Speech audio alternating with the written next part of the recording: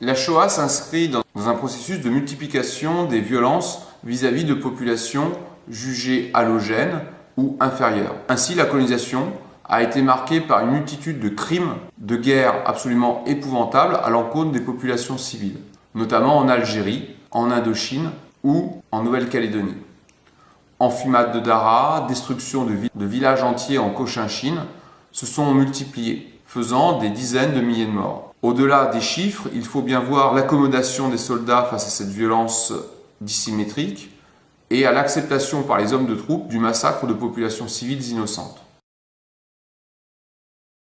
Le transfert de cette violence se fait en Europe via la Première Guerre mondiale, et ce n'est pas un hasard si c'est à cette occasion que se déroule le premier génocide de l'histoire entre avril 1915 et juillet 1916.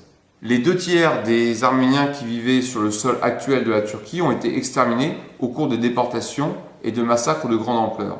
Il fut planifié et exécuté par le gouvernement turc et a donc coûté la vie à plus d'1 million de personnes. Ce génocide, peu étudié et peu connu dans l'entre-deux-guerres, toujours nié actuellement par la Turquie, héritière de l'Empire ottoman, présente bien des similitudes avec la Shoah.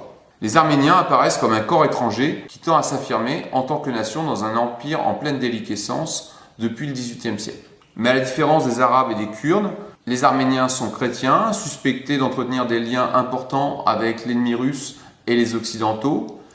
Une minorité des Arméniens réside également à Constantinople, où ils composent une minorité riche, très investie dans la banque et les affaires.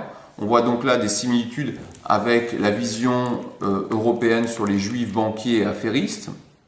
Aussi, quand les tensions montent entre les Russes et les Ottomans, les Arméniens apparaissent comme des agents de la 5e colonne, des gens infiltrés au service de puissances extérieures.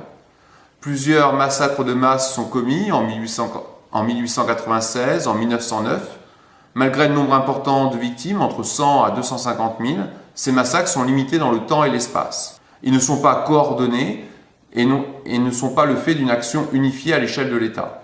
En février 1915, Talat et Enver Pacha mettent secrètement au point un plan de destruction organisé avec la complicité de l'administration de l'État. Il est officiellement présenté comme un transfert de la population arménienne que le gouvernement accuse de collaborer avec l'ennemi russe loin du front. En fait, la déportation n'est que le masque qui couvre une opération d'anéantissement de tous les Arméniens de l'Empire.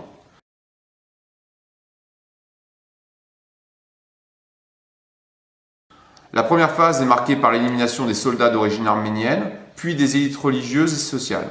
Puis, de mai 1915 à juin 1916, les marches de la mort conduisent la quasi-totalité des Arméniens de leur région d'origine vers les déserts du sud, actuellement en Syrie, Der el-Zor, Raqqa, etc. Malgré les mois provoqués par l'assassinat de Talat Pacha en 1921 par jeunes Arméniens dont la famille avait été exterminée, la question arménienne disparaît vite des chroniques. Jamais la justice turque ni la communauté internationale n'a accompli de démarche pour châtier les responsables de ce génocide.